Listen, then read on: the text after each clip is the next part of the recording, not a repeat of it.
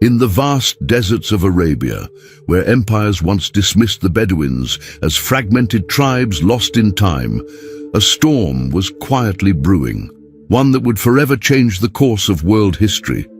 It began not with armies or conquests, but with a man in a cave receiving a message that would ignite hearts, unite clans, and forge a new civilization under the banner of Islam.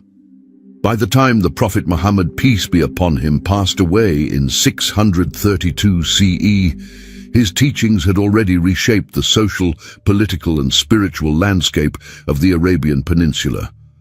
But the momentum did not die with the man. It surged forward with his followers, propelled by conviction, discipline, and a sense of divine destiny.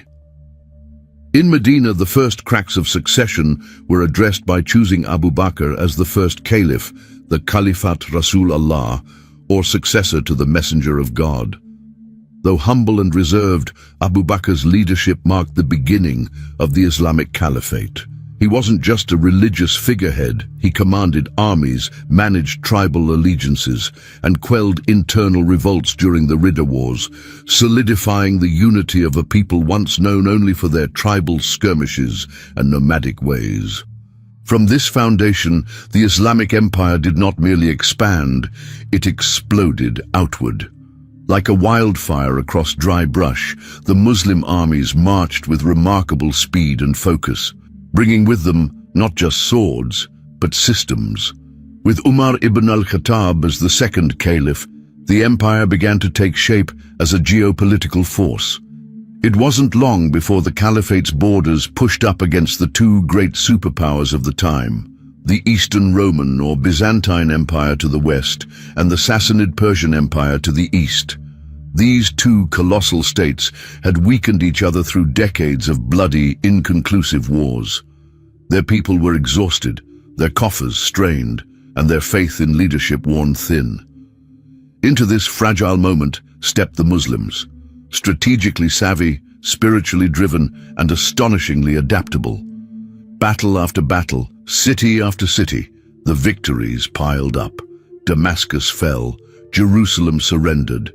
The Sassanid capital of Ctesiphon, once a glittering center of Persian power, was overrun. By 651 CE, less than 20 years after the Prophet's passing, the Muslims controlled a vast expanse stretching from Egypt to the edges of India. The Caliphate wasn't just expanding, it was replacing centuries-old empires. And yet, even as it grew, unity proved fragile. Trouble brewed when Uthman, the third caliph, was assassinated in 656 CE, sparking the first great fracture within the Muslim world, a bloody, disorienting conflict known as the Fitna. At the heart of this struggle was Ali ibn Abi Talib, the Prophet's cousin and son-in-law, who many believed had the strongest spiritual and familial claim to leadership.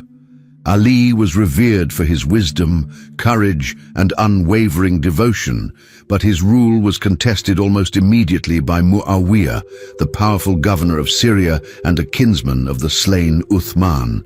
For 5 long years, the Muslim world tore itself apart in a devastating civil war. Battles raged not against foreign invaders, but between fellow believers, all invoking the name of the same God, all seeking to define the soul of a young and rapidly growing empire. When Ali was eventually assassinated in Kufa, it wasn't just the end of his life, it was the end of an era. Muawiyah emerged victorious and declared himself caliph, founding a new dynasty, the Umayyads. The capital shifted to Damascus, the political machine hardened, and a new chapter of the caliphate began, one characterized by grandeur and expansion, but also by growing tensions beneath the surface. The Umayyads ruled like emperors, draped in silks and surrounded by the trappings of Persian and Byzantine court life. Their armies swept across North Africa, pushed into Central Asia, and even crossed the Iberian Peninsula, planting the banner of Islam as far as modern-day Spain and France. Yet for all their conquests and ambition, the seeds of discontent had already been sown.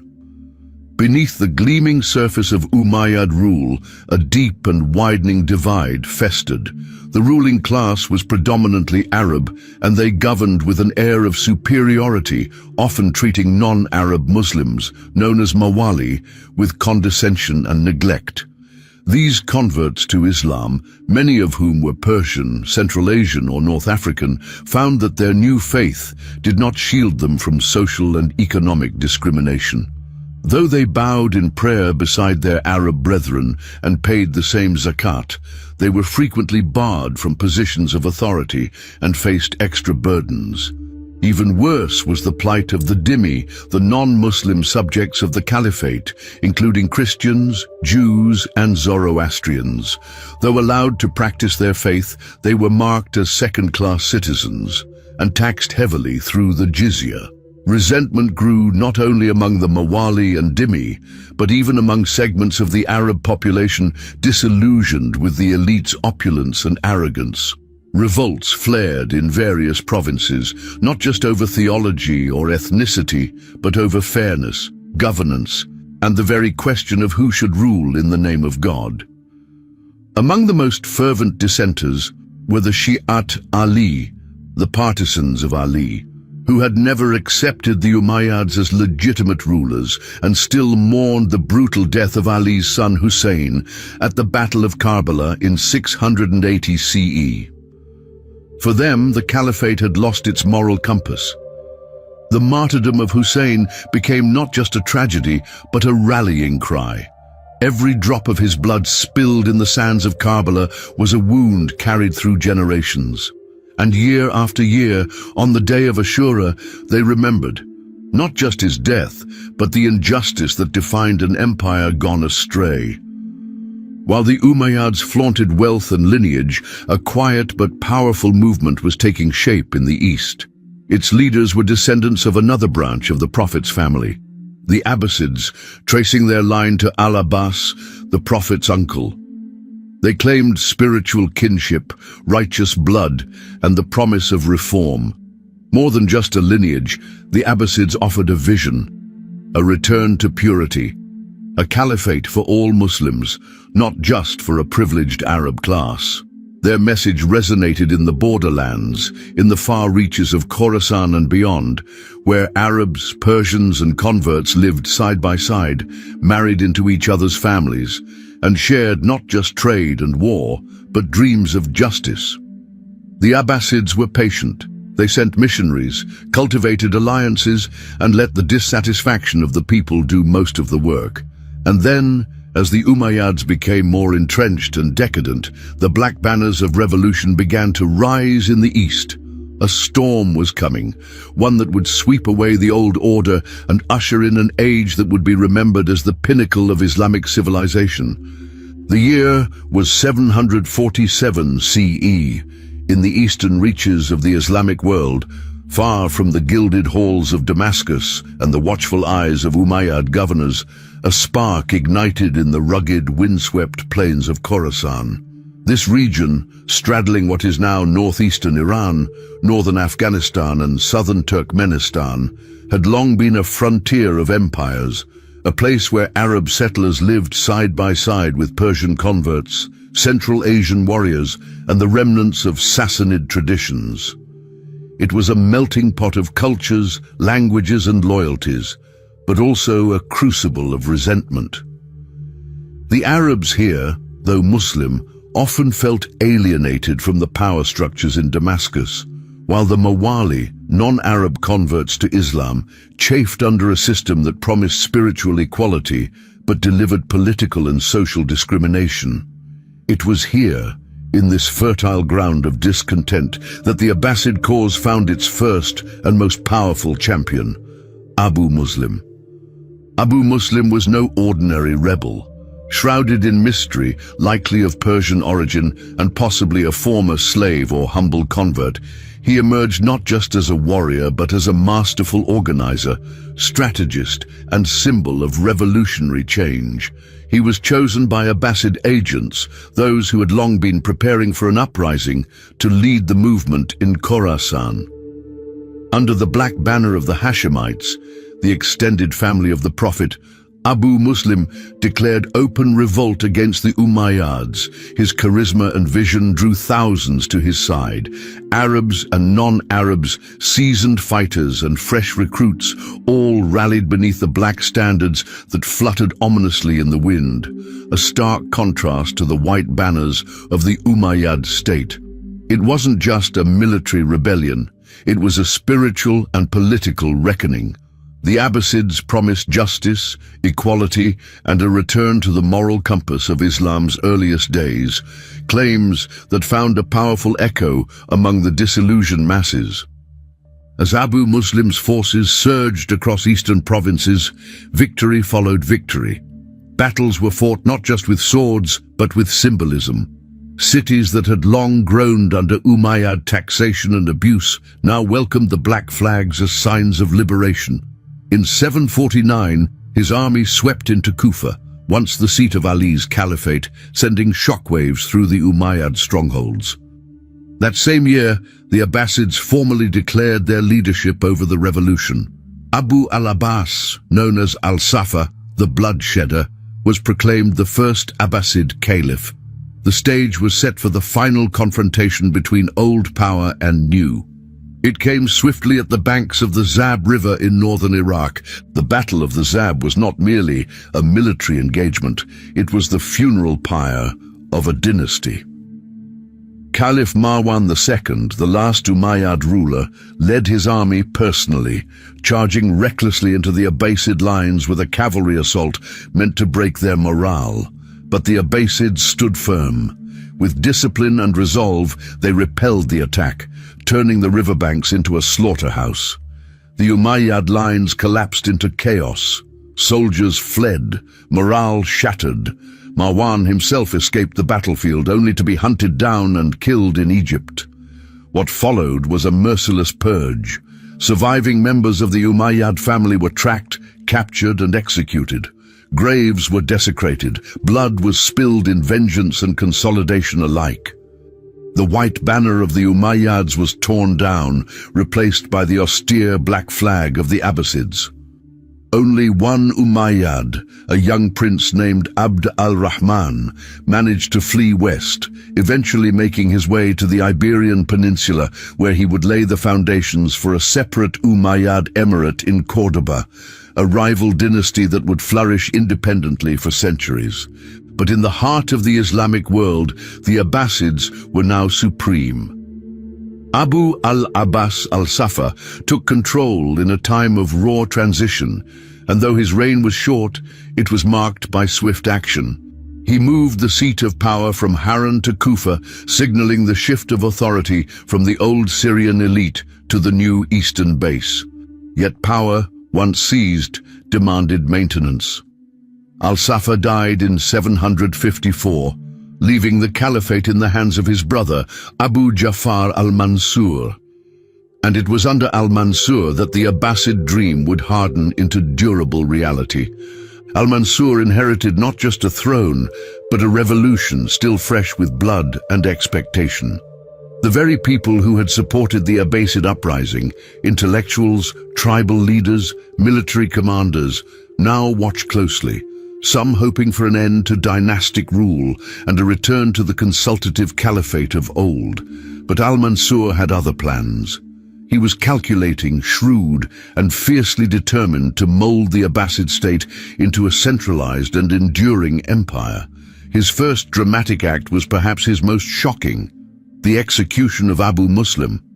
The hero of the revolution, the man who had delivered the empire to the Abbasids, was now viewed as a threat too powerful to tolerate. Abu Muslim was summoned, accused of treasonous ambitions, and struck down. The message was clear: loyalty was owed to the Caliph alone. But that was only the beginning of al-Mansur's consolidation. The Alids, descendants of Ali and traditional rivals to the Abbasids, rose in rebellion, claiming that the bloodline of the Prophet flowed most purely through them. They too had joined the revolution in hopes of restoring their family's claim to power. But now they were outmaneuvered, outgunned, and betrayed. Al-Mansur crushed their uprisings ruthlessly, determined to erase any challenge to his lineage. And when the dust settled, the caliphate entered a new era, an era of order, stability, and statecraft. In 762, Al-Mansur embarked on his most enduring legacy, the creation of a new capital, a city that would embody the spirit, power, and ambition of the Abbasids. On the banks of the Tigris River, he founded Madinat al-Salam, the city of peace, but the world would come to know it by a different name, Baghdad. This was no accidental metropolis. It was meticulously planned, a circular city walled and fortified, divided into quadrants for administration, military and commerce, with the Caliph's palace and Grand Mosque at its center. Baghdad was not just a political capital. It was a symbol of a new world order. It attracted architects, engineers, scholars, merchants and artists from every corner of the empire. Roads from Central Asia, India, Persia, Arabia, and the Mediterranean all led to this dazzling new city, and under Al-Mansur's careful stewardship, it blossomed into a hub of economic prosperity, intellectual vibrancy, and imperial strength. The revolution that had started in the mountains of Khorasan had now given birth to an empire of ideas, an empire that spoke Arabic but pulsed with Persian elegance and Byzantine efficiency, an empire that promised not only dominance on the battlefield, but supremacy in science, philosophy, and literature. Al-Mansur, ruthless as he was, had laid the groundwork for something extraordinary, an Islamic civilization that would, in time, light up the world. Baghdad was unlike anything the Islamic world had ever seen. It was more than a city. It was a declaration. When Al-Mansur envisioned it rising from the plains beside the Tigris, he wasn't just planning a new seat of power, he was constructing the beating heart of a new era. Designed with astonishing precision and geometry, its circular plan was both symbolic and strategic. At its center stood the Caliph's palace and the Great Mosque, radiating political and spiritual authority to every quadrant. Concentric walls protected its inhabitants, while monumental gates welcomed traders, scholars, and pilgrims from the furthest reaches of the empire. Unlike the distant Damascus of the Umayyads, Baghdad was deeply rooted in Persian cultural soil, reflecting the Abbasids' eastern power base and signaling a new identity for the caliphate, one that embraced the vast and diverse peoples under its dominion. As the city took shape, it quickly became a magnet for talent and ambition. Engineers and artisans from Persia, architects from Syria, mathematicians from Khorasan, and philosophers from Egypt, all poured into Baghdad, drawn by opportunity and patronage. The Tigris flowed like an artery through the city, ferrying goods and people, feeding bazaars, palaces, and homes with lifeblood from every corner of the Islamic world. And soon, Baghdad would not only rival the great cities of antiquity like Alexandria and Ctesiphon, it would surpass them. Within decades, it emerged as the greatest metropolis of its age, a place where trade, culture, and scholarship intertwined under the shadow of domes and minarets that touched the sky. Yet it was during the reign of Al-Mansur's grandson, Harun al-Rashid, that Baghdad reached the zenith of its glory. Harun's name would echo through history, not merely as a ruler, but as a legend. Tales of his wisdom and extravagance, his justice and piety, became embedded in the collective memory of the Islamic world and beyond. He would be immortalized in the pages of 1001 Nights, walking among his people in disguise, solving disputes, rewarding the virtuous, and punishing the corrupt. Whether fact or embellishment, these stories reflected a deeper truth. His court represented an age of opulence, sophistication, and boundless energy. Under his leadership, the Abbasid Caliphate transformed into a global superpower in every sense, militarily formidable, economically booming, and intellectually unmatched. Harun al-Rashid's Baghdad sparkled with activity.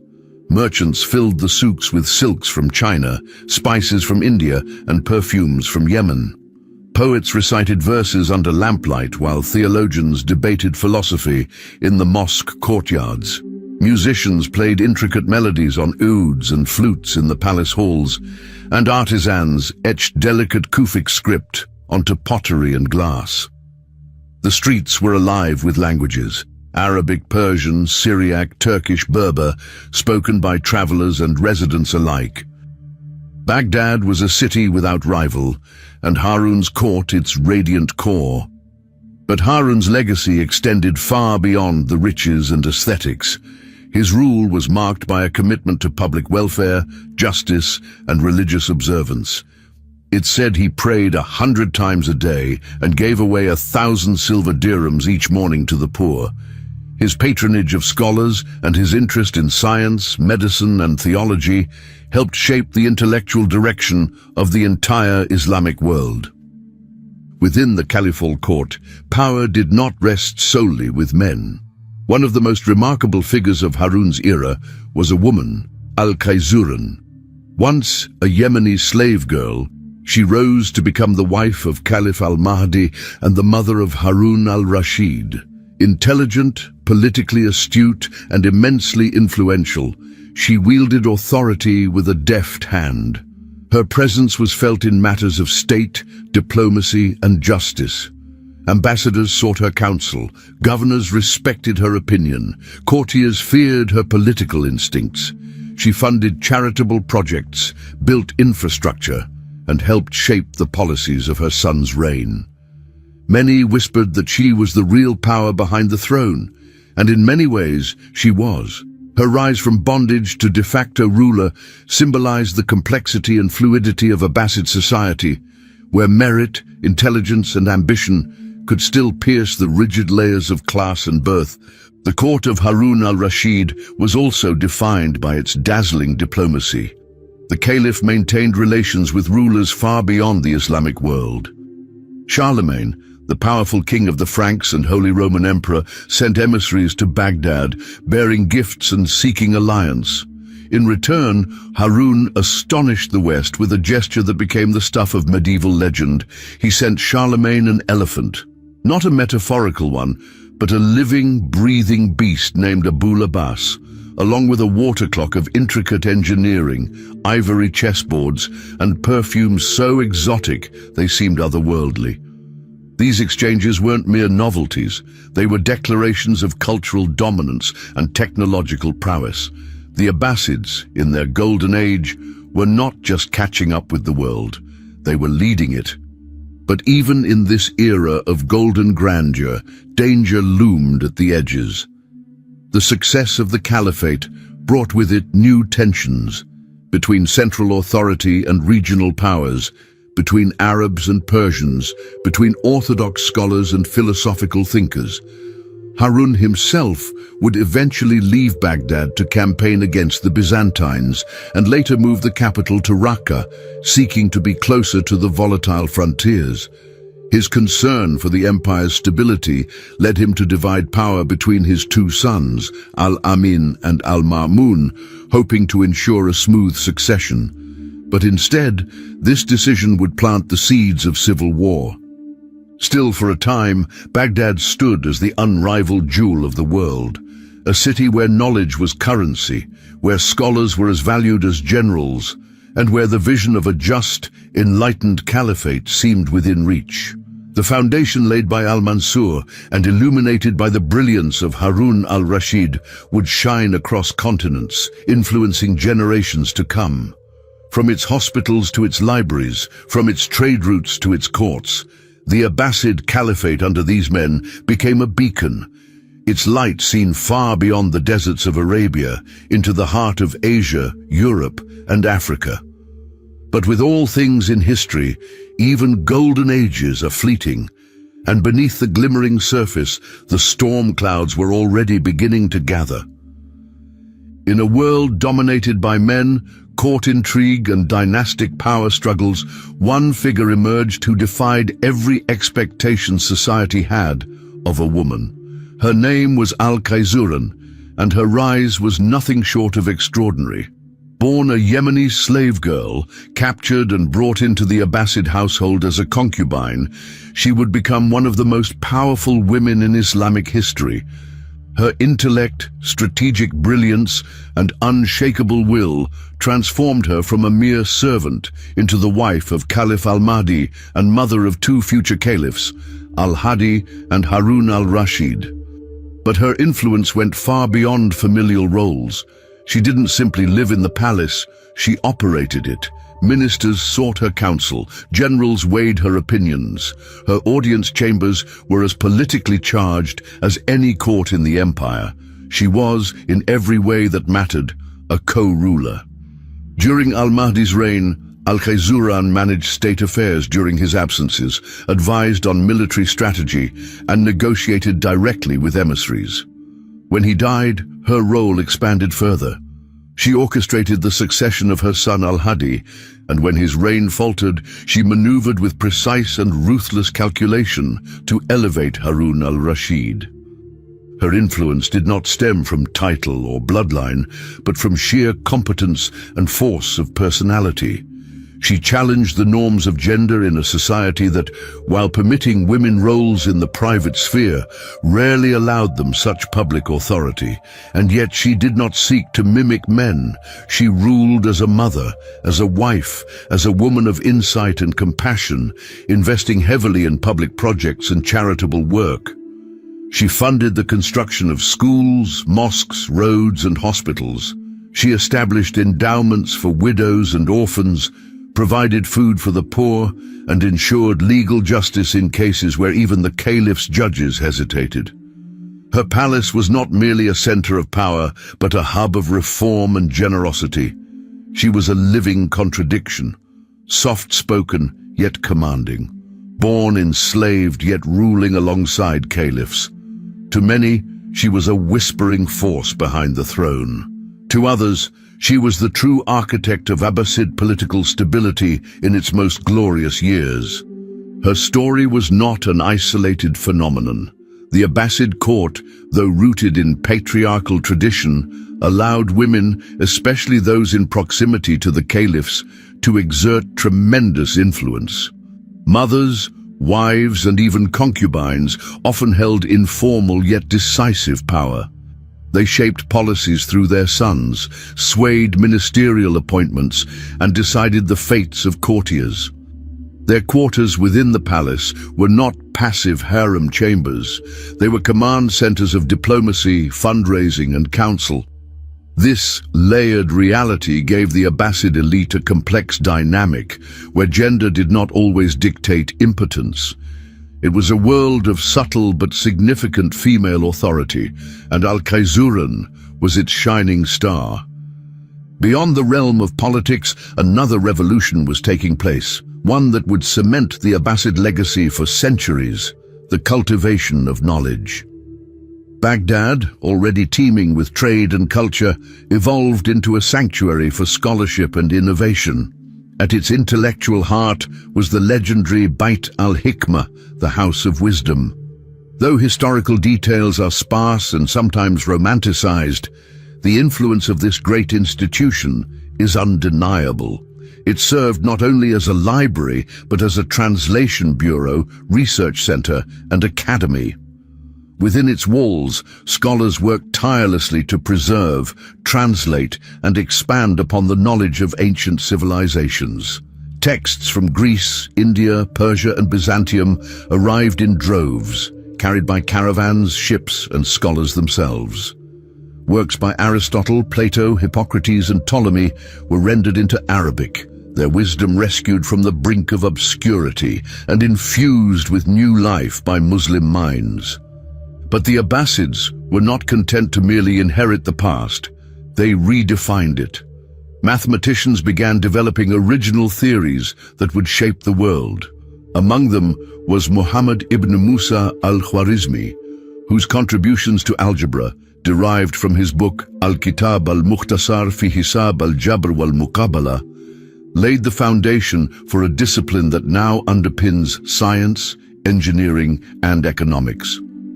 From his name, The word algorithm would eventually emerge, a term that governs everything from computing to artificial intelligence today. Then there was Al-Kindi, often hailed as the philosopher of the Arabs. He synthesized Greek philosophy with Islamic thought, exploring logic, metaphysics, medicine, and music. His writings sought to harmonize reason and revelation, creating a uniquely Islamic intellectual tradition that honored the Qur'an while engaging with universal truths. The House of Wisdom became a confluence of cultures and religions.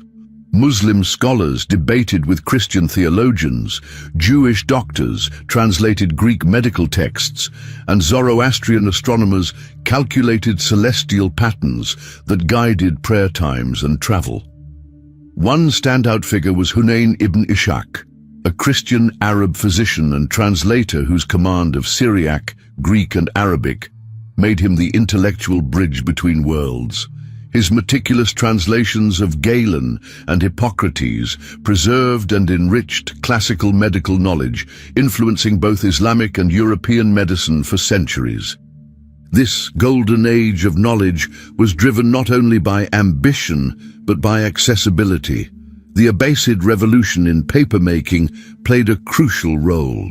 Originally a Chinese invention, papermaking reached the Muslim world after the Battle of Talas in 751 CE. But it was under Abbasid rule that its use flourished. No longer bound to expensive parchment or brittle papyrus, scholars now had a cheap and durable medium on which to write, copy and distribute books. Paper mills sprang up in Baghdad and beyond, churning out scrolls, treatises and translations that flooded mosques, schools and homes. Literacy blossomed. A book culture took root. Public readings, literary salons, and scholarly circles became common. For the first time in history, an empire was not merely expanding its borders, it was expanding the human mind. What made this explosion of knowledge so profound was the Abbasids' openness to foreign ideas. They did not see ancient Greek philosophy or Indian mathematics as threats to Islamic thought, but as tools to enrich it. This cosmopolitan embrace created an intellectual environment unparalleled in the medieval world. It was a civilization that believed seeking knowledge was an act of worship. From astronomy to zoology, from ethics to engineering, every field of human inquiry found a place under the domes of Baghdad. The caliphate had become not just a political power, but a sanctuary of enlightenment. And yet, with every golden peak comes the shadow of dissent. Even as Baghdad dazzled with brilliance, forces were gathering that would challenge the very foundations of this intellectual empire. But for now, in the glow of scholarship and the rhythm of Arabic calligraphy, the Abbasid Caliphate stood as the light of the world, illuminating not just its cities, but the future of human civilization itself. While Baghdad flourished as a beacon of learning and enlightenment, the Abbasid Caliphate was equally remarkable in the realm of material culture, art, and trade.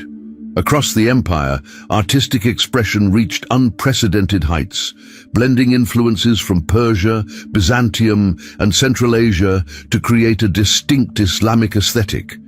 In workshops from Samarra to Basra, artisans crafted glazed ceramics of stunning beauty, adorned with Kufic script, intricate vegetal patterns, and vibrant images of animals and mythical creatures. These wares were not merely functional. They were works of art, traded across the known world and displayed in palaces and markets alike. The 9th century saw the development of lusterware, a technique that gave pottery a metallic sheen that shimmered under lamplight. Glassblowers, calligraphers, and textile weavers likewise pushed their crafts to new heights, filling the Abbasid world with visual splendor that celebrated both the divine and the earthly. Architecture, too, reflected this ambition. Mosques with expansive courtyards and towering minarets defined city skylines. Their mihrabs and domes were inscribed with Quranic verses, their design echoing both reverence and intellectual symmetry. Driving this explosion of creativity was the relentless flow of goods and ideas made possible by the Caliphate's control over the ancient arteries of commerce, the Silk Roads. These vast trade routes, stretching from China through Central Asia to the Mediterranean and North Africa, pulsed with activity. Under Abbasid stewardship, they became safer and more efficient than ever before. Merchants transported silks, spices, ivory, pearls, medicines, and thoroughbred horses across thousands of miles. Alongside them traveled astronomers with new charts, poets with fresh verses, and engineers with revolutionary devices. The Abbasids invested heavily in infrastructure to support this movement. Roads were paved, bridges repaired, way stations and caravanserais built to house and feed travelers. Alongside trade, diplomatic envoys moved between empires, carrying messages of peace, alliance, and sometimes veiled threats. The empire became a crossroads, not only of continents but of civilizations. The transmission of technology was another vital current in this flow. Techniques such as Chinese papermaking, which had been introduced earlier under the Umayyads, came into their own under the Abbasids. The affordability and accessibility of paper transformed not only administration and education, but the very rhythm of daily life. Bureaucracies became more efficient, record-keeping more meticulous. The caliphal court could now dispatch orders, laws, and tax records swiftly across the empire. Scholars copied and preserved rare manuscripts, ensuring the legacy of ancient civilizations. Public libraries emerged not just in Baghdad, but in cities like Nishapur, Damascus, and Cairo, offering reading and education to wider segments of the population. Literacy became a value embedded into Islamic culture, not limited to clerics and scribes, but extended to merchants, students, and even some artisans. But while the Abbasid world shone in the arts, science, and commerce, it was not without external threats and internal vulnerabilities. The frontier with the Eastern Roman Empire, still formidable in Constantinople, remained a site of near-constant tension. Since the days of the first Arab conquests, neither side had been able to deliver a decisive blow. Border raids, ambushes, and skirmishes were frequent. The Abbasids had twice attempted to take Constantinople and failed, but they remained vigilant. In 782, Caliph Harun al-Rashid himself led a campaign that reached the very shores of the Bosphorus. He returned in triumph, forcing the Eastern Roman Empire to pay annual tribute to avert further invasions. That uneasy peace held for a time, but when Emperor Nikephoros ceased payments in 804, Harun responded with swift retribution. His armies crossed the Taurus Mountains and caught the Byzantines off guard at the Battle of Kressos, dealing them a humiliating defeat. The emperor barely escaped with his life, and the Abbasid banner flew once more over swathes of contested territory. These campaigns demonstrated Abbasid military prowess, but they also revealed the toll of constant warfare. The Caliphate's focus on its western rival distracted it from growing tensions in the east, where the seeds of rebellion were once again sprouting. In 809, news of insurrection reached Harun al-Rashid as he traveled east to confront unrest in Khorasan, the same region that had once birthed the Abbasid revolution. But fate intervened. Harun fell gravely ill during the journey and died before reaching his destination. His death marked the end of a golden chapter and the beginning of a new, darker one. Though he had tried to ensure a peaceful succession by dividing power between his sons Al-Amin and Al-Ma'mun, his solution backfired catastrophically. Rather than prevent conflict, it ignited a fratricidal war that would devastate the empire. The civil war between Al-Amin and Al-Ma'mun was brutal and drawn out. Baghdad itself was laid siege to. Brother turned against brother, and loyalists of both factions ravaged cities, villages, and trade routes. The infrastructure of unity that had taken decades to build began to crack under the weight of betrayal and ambition. When Al-Amin was eventually defeated and executed in 813, Al-Ma'mun inherited an empire weakened by bloodshed. Though he worked tirelessly to restore stability and promote learning, the fissures had deepened. New power centers emerged. Regional governors grew more autonomous. The influence of the Persian bureaucratic class continued to rise, and with it, the emergence of new forms of political identity. The fragmentation continued in the decades that followed. To maintain control, the Abbasids began recruiting military slaves, ghilman or mamluks, who were trained from youth in the art of war and loyalty to the caliph.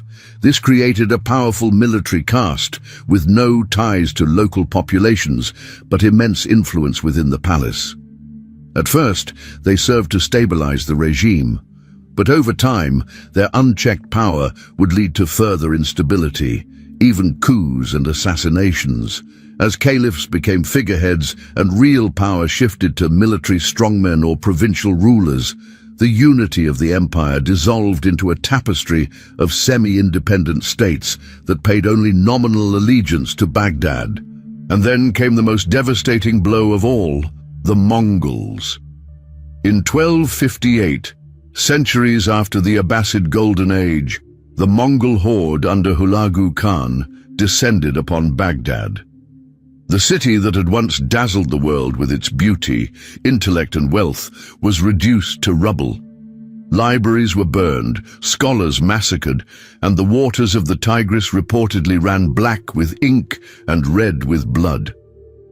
It was the symbolic end of an era, the final death knell of an empire that had once illuminated the globe. Yet the legacy of the Abbasid Caliphate would endure.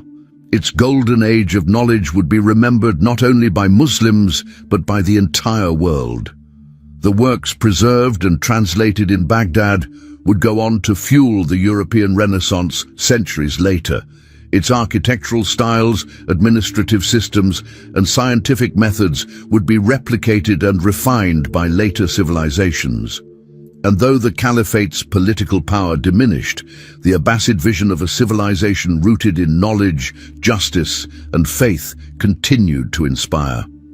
For in those centuries when Baghdad stood tall, humanity glimpsed what was possible when a society chose to honor both the sacred and the scientific, when it saw no contradiction between revelation and reason, and when it dared to build a world not just of might, but of meaning.